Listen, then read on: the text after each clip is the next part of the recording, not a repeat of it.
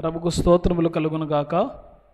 రాత్రికాల సమయంలో దేవుని యొక్క పాద సన్నిధికి చేరవచ్చిన ప్రియమైన సోదర సోదరులందరికీ యేసుక్రీస్తు నామమున శుభములు మరియు వందనములు తెలియజేస్తున్నాం. ప్రియులారా, దేవుడు ఉదయకాలం నుంచి మనల్ని సంరక్షించుకుంటూ వచ్చినాడు. ఆయన పాద సన్నిధిలో మనం ఇక్కడ కనబడే భాగ్యం ఇచ్చాడు. కాబట్టి సమయాన్ని వృధా చేసుకోకుండా దేవుని మాటలు విని మనం మేలులు పొందుదాం. ప్రియులారా,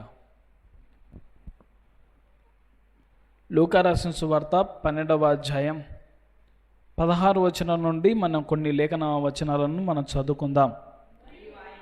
లూకా రాసిన సువార్త 12వ అధ్యాయం 16 వచనం నుండి దగ్గర దాపు 21 వచనం వరకు చదువుకుందాం. మరియు ఆయన వారితో ఈ ఉపమానము చెప్పెను. ఒక ధనవంతుని భూమి సమృద్ధిగా పండెను. అప్పుడు అతడు, నా పంట సమకూర్చుకొనుటకు నాకు స్థలము చాలదు గనుక నేనేమి చేతునని తనలో తాను ఆలోచించుకొని, నేను ఇలాగూ చేతును, నా కొట్లు విప్పి వాటికంటే గొప్ప వాటిని కట్టించి అందులో నా ధాన్యమంతటిని నా ఆస్తిని సమకూర్చుకొని, నా ప్రాణముతో ప్రాణమా, అనేక సంవత్సరములకు విస్తారమైన ఆస్తి నీకు సమకూర్చబడి ఉన్నది. సుఖించుము, తినుము, త్రాగుము, సంతోషించుమని చెప్పుకుందును అనుకొనేను. అయితే దేవుడు, వెర్రివాడా, ఈ రాత్రి నీ ప్రాణమును నలుగుచున్నారు, నీవు సిద్ధపరచినవి ఎవని వగునని అతనితో చెప్పెను. దేవుని ఎడల ధనవంతుడు కాక తన కొరకే సమకూర్చుకున్నవాడు అలాగునని యుండునని చెప్పెను. ప్రియులారా, మరి ఈ యొక్క వచనాలను మనం చదువుకున్నాం. ఈ వచనాలను మనం అనేక మార్లు చదువుకుంటూ ఉన్నటువంటి వారమే, ధ్యానిస్తూ ఉన్నటువంటి వారమే.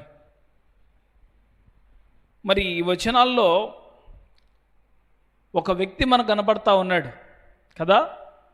ఒక వ్యక్తి ఇక్కడ మనకు కనబడుతున్నాడు. ఆ వ్యక్తికి విస్తారమైన పంట పండితే అతడు చెబుతున్నటువంటి మాట 19వ వచనంలో అంటున్నాడు, నా ప్రాణముతో ప్రాణమా, అనేక సంవత్సరములకు విస్తారమైన ఆస్తి నీకు సమకూర్చబడి ఉన్నది. సుఖించుమో, తినుమో, త్రాగుమో, సంతోషించుమని చెప్పుకుందునకు నేను. గమనిస్తున్నారా? అతని జీవితంలో దేవుడు విస్తారమైన ఆస్తిని ఇస్తే ఆస్తిని బట్టి అతడు దేవుని ఘనపరచకుండా అతడు తన ప్రాణంతో చెబుతున్న మాటలు, తినుమో, త్రాగుమో, ఏమంటున్నాడయ్యా, సుఖించుము, సంతోషించుము అంటున్నాడు కదా. ఇచ్చిన దేవుని ఘనపరచాలా. మన జీవితంలో ఏదైనా మేలు చేశాడు అనుకోండి, ఆ మేలును బట్టి దేవుని ఏం చేయాలి ప్రియులారా? స్తుతించాలా కదా. ఎగ్జాంపుల్కి కొందరిని దేవుడు ప్రేమించి ఉద్యోగాలు ఇస్తున్నాడు. ఉద్యోగాల్ని బట్టి ఏం చేయాలా? దేవుణ్ణి స్తుతించాలా. దేవుడు కొందరిని ప్రేమించి ఫలభరితమైనటువంటి పంటను ఇస్తున్నాడు. ఆ పంటను బట్టి దేవుని ఏం చేయాలా? స్తుతించాలా. దేవుడు ప్రేమించి నూతన గృహాలను ఇస్తున్నాడు. కొత్త ఇండ్లో ఇస్తా ఉన్నందుకు దేవుడు చేసిన మేలును బట్టి ఏం చేయాలా? దేవుని స్తుతించాలా. భక్తులు కూడా బైబిల్లో ఉన్నవారు దేవుని స్తుతించారు కదా. నా ప్రాణమా యెహోవాను సన్నుతించుము, ఆయన చేసిన ఉపకారములలో దేనిని మరువకుము అన్నారు. మరువకుండా దేవుడు చేసినటువంటి మేలును బట్టి ఏం చేశారు? వాళ్ళు ఏం చేశారయ్యా? స్తుతించినారు. అయితే ఈ వ్యక్తికి విస్తారమైన పంటనిచ్చినప్పుడు కదా, దేవుడు విస్తారమైన పంటనిచ్చినప్పుడు ఆ వ్యక్తి అంటున్నటువంటి మాటలు ఇవి. ఏమంటున్నాడయ్యా? తన ప్రాణంతో చెబుతున్నాడు. ఏమంటున్నాడు? సుఖించుము, తినుము, త్రాగుము, సంతోషించుము అంటున్నాడు.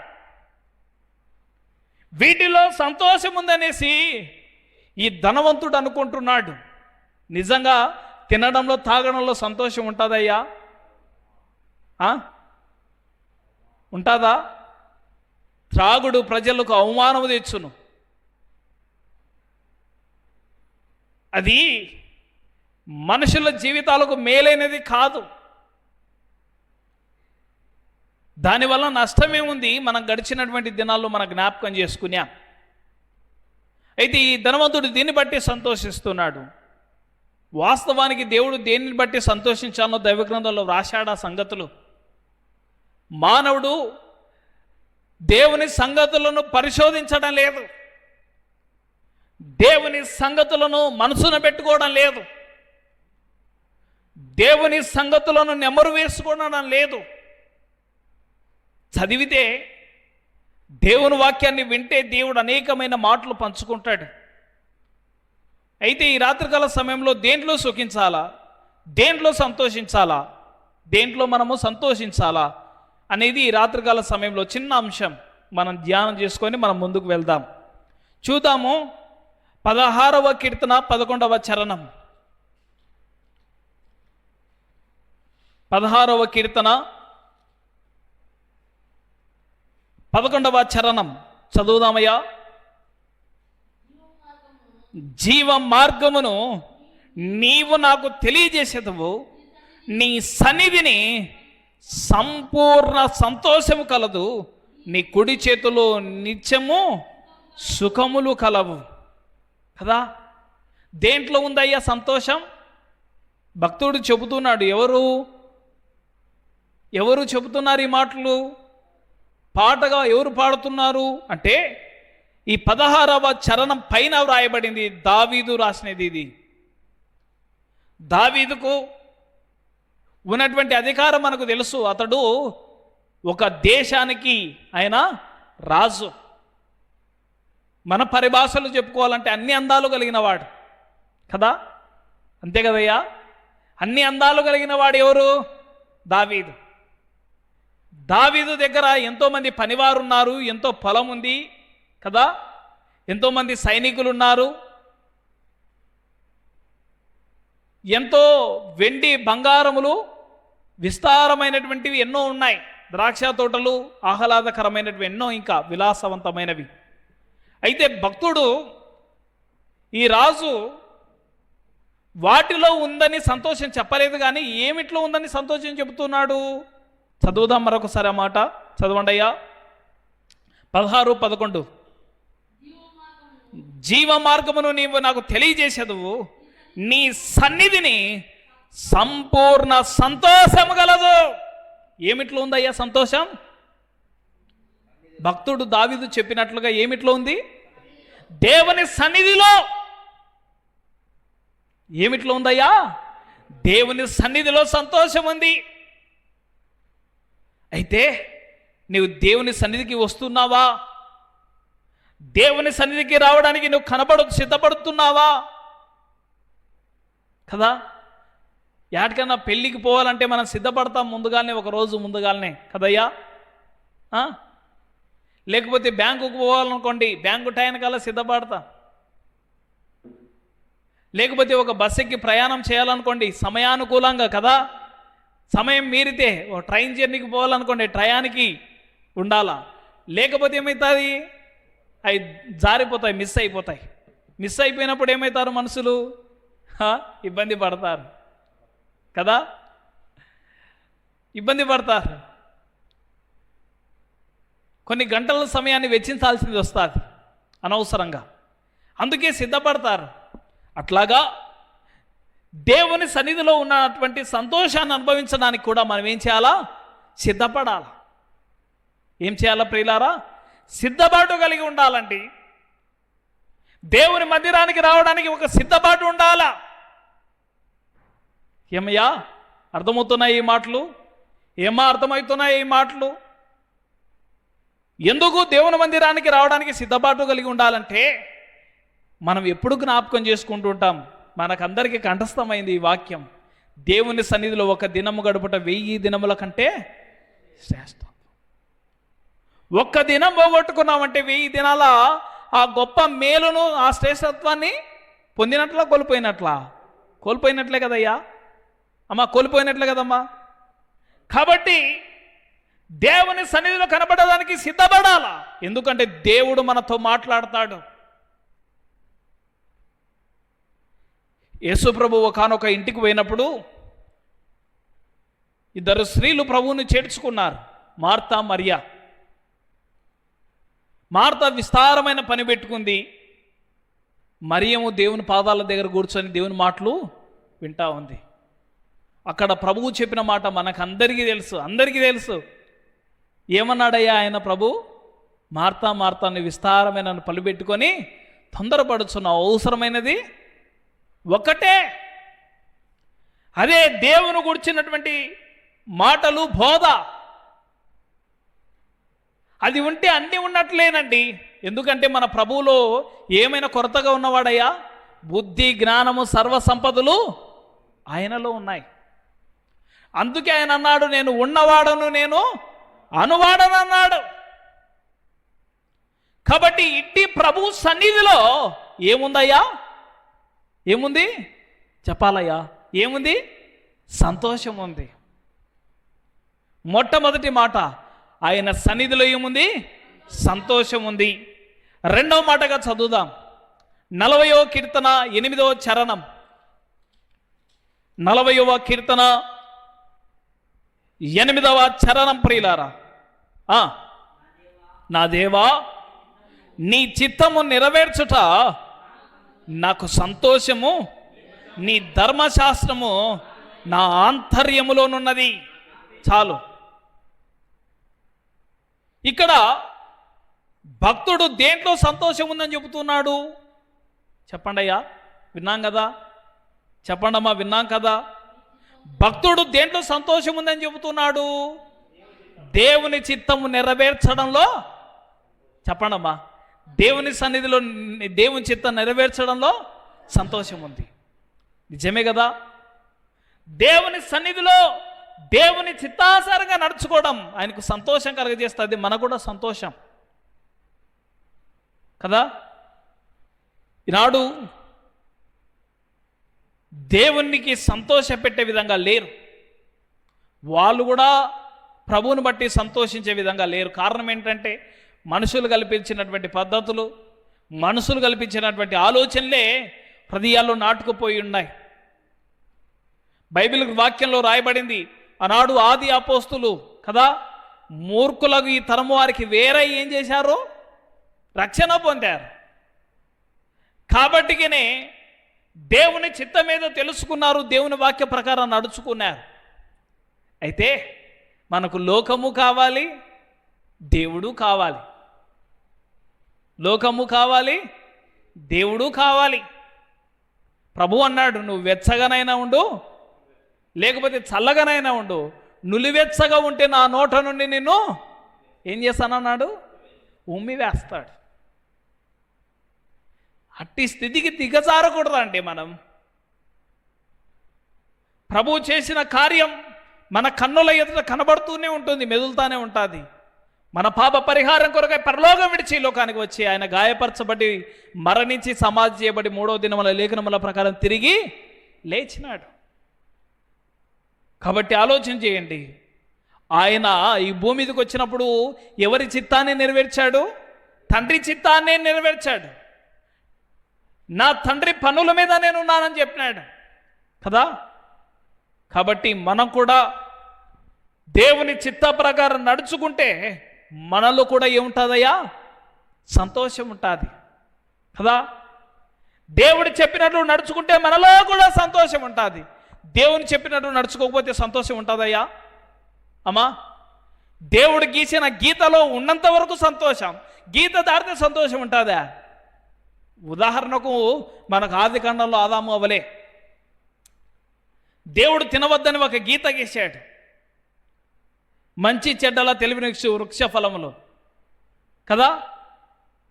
గీత దాటకోకుండా దేవుడు చెప్పిన గీత పరిధిలోనే ఉన్నంత వరకు వాళ్ళు చాలా సంతోషంగా ఉన్నారు. కదా. వాళ్ళు నెమ్మదిగా ఉండారు, ఏ చింత లేదు, ఏ బాధ లేదు, ఏ కష్టము లేదు, ఏ కన్నీరు లేదు. దేవుడు వద్దు అని చెప్పిన మాట ఎప్పుడైతే చేశారో, దేవుని చిత్తానికి లోబడకగా ఎప్పుడైతే దేవుని చిత్తాన్ని మీరారో, అప్పుడు ఏం తెచ్చుకున్నారయ్యా? ఏం తెచ్చుకున్నారు? కష్టాలను కొని తెచ్చుకున్నారు, మరణాన్ని కొని తెచ్చుకున్నారు, అసమాధానాన్ని కొని తెచ్చుకున్నారు. దేవుని మాటలు అర్థం చేసుకోండి. దేవుని చిత్త ప్రకారం మనం నడుచుకుంటే మనలో కూడా ఏముంటుంది? సంతోషం ఉంటుంది. ఆయన చిత్తాన్ని గాలికి వదిలేసి మన ఇష్టం వచ్చినట్లు మనం జీవిస్తే మనం చాలా నష్టపోతాం. అబ్రహాము కూడా అగ్నిగుండంలో ఉన్నటువంటి ఆ ధనవంతుని చూచి, నా కుమారుడా, నీకు ఇష్టం వచ్చినట్లు నీ జీవిత కాలం అంతయు నెరవేర్చుకుంటేవి కనుక ఇప్పుడు పాతాళంలో పడి యాతన పొందుచున్నామని చెప్పినాడు. దేవుని మాటలు వినకుండా మన ఇష్టాన్ని నెరవేర్చుకుంటే మనము ఇబ్బంది పడతాం. అందుకే దేవుని చిత్తాన్ని మనము నెరవేర్చి మనం ఏం చేయాలా? సంతోషాన్ని పొందాలా, సంతోషాన్ని కలిగి ఉండాలా. రెండో మాటగా ఆయన చిత్తం నెరవేర్చడంలో ఏముంది? చెప్పాలయ్యా, ఆయన చిత్తం నెరవేర్చడంలో ఏముంది? సంతోషం. మూడో మాట చదువుదాం. 119వ కీర్తన 143వ చరణం. 119వ కీర్తన 143వ చరణం. ప్రియులారా, శ్రమయు వేదనయు నన్ను పట్టి ఉన్నవి, అయినను నీ ఆజ్ఞలు నాకు సంతోషము కలగజేయుచున్నవి. చాలు. ఇంకా దేంట్లో ఉంది సంతోషం? చెప్పాలమ్మా, దేంట్లో ఉంది సంతోషం? ఆజ్ఞలను గైకొంటే మనకేముంది? సంతోషం. ఆజ్ఞలు గైకొంటే సంతోషం. నాయకులు లేని ప్రజలు చెదిరిపోతారంట, బైబిల్లో దేవుడు రాశాడు. ఆజ్ఞలు, కట్టడలు, విధులు లేకపోతే నరులు కూడా ఏమైపోతారు? చెడిపోతారు. అందుకే ప్రతి దేశం కూడా చట్టాన్ని కలిగి ఉంటుంది. దేవుడు తన పిల్లలు కూడా గొప్ప చట్టాన్ని ఏర్పరిచాడు, ఆజ్ఞలను ఇచ్చాడు కదా. ఆనాడు దేవుడు తన ప్రజలను ప్రేమించి 10 ఆజ్ఞలను ఇచ్చాడా? ఇయ్యలేదయ్యా? చాలా వరకు చాలామందికి తెలుసు. నిన్ను వలె నీ పొరుగువారిని ప్రేమించాలా కదా. నీ పొరుగువారిని ఏది కూడా ఆశించకూడదు, వ్యభిచరించకూడదు, మోసము చేయకూడదు, దొంగిలా కూడదు. ఇట్లాగా దేవుడు ఆజ్ఞలను ఇచ్చినాడు. ఆజ్ఞలు ఇచ్చినాడా? ఇయ్యలేదా? ఆజ్ఞలు ఇచ్చినాడు. కాబట్టి ఆయన ఆజ్ఞలను మనం నెరవేర్చితే, ఆయన ఆజ్ఞల ప్రకారం మనం నడుచుకుంటే మనకు ఏం కలుగుతుందయ్యా? చెప్పండి అయ్యా, ఏం కలుగుతుంది? సంతోషం కలుగుతుంది. అందుకే భక్తుడు హృదయపూర్వకంగా ఈ మాటలు చెబుతున్నాడు.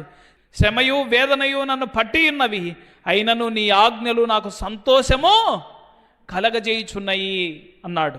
కాబట్టి ఆయన ఆజ్ఞలు మనకు సంతోషము కలగజేస్తాయి. మరో మాటగా చదువుదాం. లూకా రాసిన సువార్త 15వ అధ్యాయం 7వ వచనం. లూకా రాసిన సువార్త 15వ అధ్యాయం చదువుదాం. 7వ వచనమయ్యా.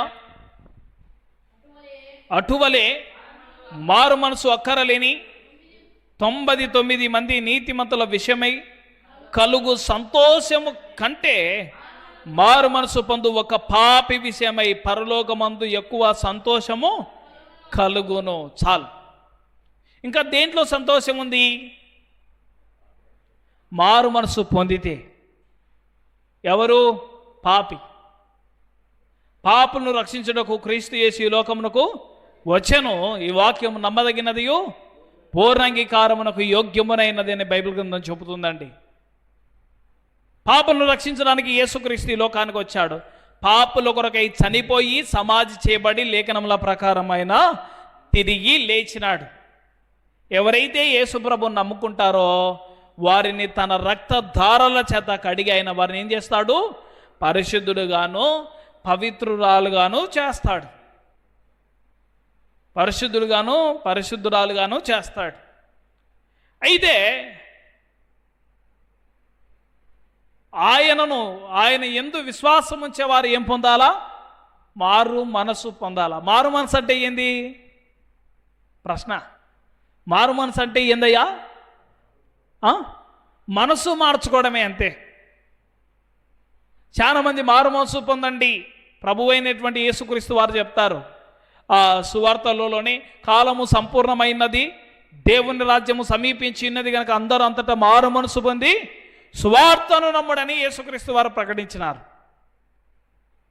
మారు మనసు అంటే ఏంటంటే మనసును మార్చుకోవడం. ఒకప్పుడు నీ జీవితంలో తాగుడుకు నువ్వు బానిసవయ్యామేమో, దాని నుండి విడుదల పొంది ప్రభు సన్నిధిలో సాగిపోవడమే మారు మనసు. ఒకప్పుడు నువ్వు వ్యభిచారానికి నువ్వు దాసుడివి దాసురాలవయ్యావేమో, వాటిని విడిచి దేవుని సన్నిధిలో మారు మనసు దేవుని సన్నిధిలో విడిచి ముందుకు సాగిపోవడమే మారు మనసు. ఒకప్పుడు నువ్వు దొంగవేమో, ఆ దొంగతనాలను విడిచిపెట్టి ప్రభువు సన్నిధిలో సాగిపోవడమే మారు మనసు. ఒకప్పుడు నీ జీవితం ఇతరులను నిందించడమేనేమో, ఇతరులను ఇబ్బంది పెట్టడమేనేమో, ఇతరుల మీద అబద్ధ సాక్ష్యంలో పలకడమేనేమో, వాటిని విడిచిపెట్టి ప్రభు సన్నిధిలో సాగిపోవడమే మారు మనస్సు. చెప్పుకుంటే చాలా విషయాలు ఇలాగున్నాయి. పూర్వపు స్థితిని విడిచిపెట్టి కదా ప్రభులో సాగిపోవడం మారు మనసు. ఈనాడు ఎంతోమంది బ్రతుకులు ప్రభువునందు మారుతున్నాయి. రక్తం ఇచ్చి సంపాదించుకున్నాడంటే ఎవరు లెక్క చేయకపోవచ్చు, కానీ జీవము కలిగిన దేవుడు మనల్ని లెక్క చేస్తున్నాడు. అయితే యేసు ప్రభు ఒక కులానికి సంబంధించిన దేవుడు అయితే కాదండి. బైబిల్ గ్రంథంలో మేము కంఠస్థ వాక్యంగా చెప్పినాం సండే స్కూల్లో. అపోస్తల కార్యములు 10:36లో ఏముంది? యేసుక్రీస్తు అందరికీ ప్రభు. యేసుక్రీస్తు ఒక కులానికి సంబంధించిన దేవుడు కాదు, ఒక మతానికి సంబంధించిన దేవుడు కాదు, ఒక ప్రాంతానికి సంబంధించిన దేవుడు కానే కాదండి. యేసుక్రీస్తు అందరికీ ప్రభు. అందుకని యేసు ప్రభువుని అన్ని కులాల వారు విశ్వసించారు కదా. అక్కడ ఎంతోమంది ప్రభువు నమ్ముకొని పరిచర్య చేస్తున్నారు. చెప్పుకోవడం ఎందుకు కానీ ఆయా దేశాల వారు యేసు ప్రభును కలిగి ఉన్నారు. కారణం ఏంటి? యేసుక్రీస్తు ఒక దేశానికి పరిమితి అయిన వాడు కాదు, ఒక రాష్ట్రంలోనే ఈ దీనికి సంబంధించినది ఉందని కాదు. యేసుక్రీస్తు ప్రపంచం అంతటికి దేవుడు. ప్రపంచములు ఆయన ద్వారా నిర్మాణం చేయబడ్డాయని చెప్పేసి హెబ్రీలకు రాసినటువంటి పత్రిక సెలవిస్తుంది ఆరంభంలో. కాబట్టి ఇట్టి నిజమైన దేవుడు నిత్య జీవమైన వాటిని ఎవరైతే నమ్ముకుంటారో, ఎవరైతే ఆయనను కలిగి ఉంటారో వారు మారు మనసు పొందినవారు. ఆలోచన చేయండి. మారు మనసు పొంది ఉన్న వారికి ఏముంటుందయ్యా? సంతోషం. దాటి వెళ్దాం, సమయం అవుతుంది. యోహాను రాసినటువంటి 3వ పత్రిక 1వ అధ్యాయం 4వ వచనం. యోహాను రాసినటువంటి 3వ పత్రిక ఉండేది ఒక అధ్యాయమే. 1వ అధ్యాయం 4వ వచనం చదవండియా. నా పిల్లలు సత్యమును అనుసరించి నడుచుకొనుచున్నారని వినుట కంటే నాకు ఎక్కువైన సంతోషము లేదు. ఇంకా సంతోషం దేనిలో ఉంది చెప్పాలా? సంతోషం దేనిలో ఉంది ప్రియులారా? సత్యమందు నడుచుకొనుటలో. ఏమిట్లో సంతోషం ఉందయ్యా? సత్యం అనుసరించి నడుచుకున్నట్లో సంతోషం ఉంది. నిజంగానే సత్యం అనుసరించి నడుచుకుంటే సంతోషం అండి. అందుకే దేవుడు తన పిల్లలకు చెప్పాడు, నీ మాట అవునంటే చెప్పండి, పూర్తి చేయండి. నీ మాట అవునంటే అవును, కాదంటే కాదని ఉండవలను అన్నాడు. అంతకు మించి ఉండేది దుష్టు నుండి వచ్చేదని చెప్పినాడు. ప్రియులారా, అందుకే దేవుడు మనల్ని సత్యమందు ప్రతిష్ఠ చేశాడు. ఎందుకు ఆయన సత్యమందు ప్రతిష్ఠ చేశాడంటే యేసుప్రభువే అన్నాడు, నేనే మార్గమును, నేనే సత్యమును, పూర్తి చేయండి, నేనే జీవమును అన్నాడు. ఆయన సత్యమైన దేవుడు కాబట్టి ఆయన సత్యమందు మనల్ని ప్రతిష్ఠ చేశాడు. మనను సత్యమును అనుసరించి నడుచుకోమన్నాడు. కాబట్టి మన సత్యమును అనుసరించి నడుచుకుంటే మన జీవితాల్లో ఏముంటుందయ్యా? సంతోషం ఉంటుంది. ఒక అబద్ధం ఆడితే ఆ అబద్ధాన్ని నిజం చేసుకోనడానికి ఎన్నో అబద్ధాలు ఆడాల్సింది వచ్చాది కదయ్యా. అదేదో సత్యంగా పోయినాం అనుకోండి, ఇంతసేపు బాధపడతారు, ఆ తర్వాత ముందుకు పోతూ ఉంటారు. ఈనాటి కాలంలో, ఈనాడు సమాజంలో కదా, మంచిగా ఉండేటోళ్ళు సరిపోవడం లేదు, కానీ జీవితాలను నాశనం చేసే వాళ్ళు అయితేనే బాగుంటారు కదా. దొంగలుగా రారా, మోసం చేయరా, వ్యభిచారం చేయరా అనేటోళ్ళే బాగుంటారు. అయితే వీరి జీవితాలు ప్రభువు తక్కేటోళ్ళు ఏమవుతాయి? దిగబడిపోతాయి, ఆరని అగ్నికి వెళ్ళిపోతాయి. అయితే ఆలోచన చేయండి, సత్యమును అనుసరించి నడుచుకుంటే ఉండి సంతోషం ఉంది. చివరిగా ఒక మాట చదువుకొని మన కొడుకుని ముగించుకుందాం. యెషయా గ్రంథం 29వ అధ్యాయం 19వ వచనం. యెషయా గ్రంథం చదవండి అయ్యా. ఈ మాట చదువుకొని మనం త్వరగా ముగించుకుందాం, ఆలస్యం అవుతా ఉంది. యెషయా గ్రంథం 29వ అధ్యాయం 19వ వచనం. ప్రియులారా, యెహోవా యందు దీనులకు కలుగు సంతోషము అధికమగును, మనుషులలో బీదలు ఇశ్రాయేలు యొక్క పరిశుద్ధ దేవుని యందు ఆనందించెదరు. చాలు. ఇంకా దీనులుగా ఉంటే ఏం కలుగుతుంది ప్రియులారా? అమ్మా చెప్పాలా, అయ్యా చెప్పాలా, ఏం కలుగుతుంది? సంతోషం కలుగుతుంది. మన ప్రభు ఎంత దీనుడండి! మన ప్రభు దీన మనసు గలవాడు కదా. ఆయన దీనత్వం కలిగి ఉన్నాడు కాబట్టి మనల్ని కూడా ఏం కలిగి ఉండమన్నాడు? దీనత్వాన్నే కలిగి ఉండమన్నాడండి. దీనత్వం కలిగి ఉంటే మనకు ఏం కలుగుతుంది? సంతోషం కలుగుతుంది. ఒకసారి ఇవన్నీ జ్ఞాపకం చేసి ఈ కుడిగిని ముగిస్తాను. ఆయన సన్నిధిలో ఏముంది? సంతోషం. ఆయన చిత్తం నెరవేర్చడంలో ఏముంది? సంతోషం. ఆయన ఆజ్ఞలను అనుసరిస్తే నెరవేర్చితే ఏముంది? సంతోషం. ఇంకా మారు మనసు కలిగి ఉంటే ఏముంది? సంతోషం. ఇంకా సత్యమును అనుసరించి నడుచుకుంటే ఏముంది? సంతోషం. ఇంకా దీనులుగా ఉంటే ఏముంది? సంతోషం.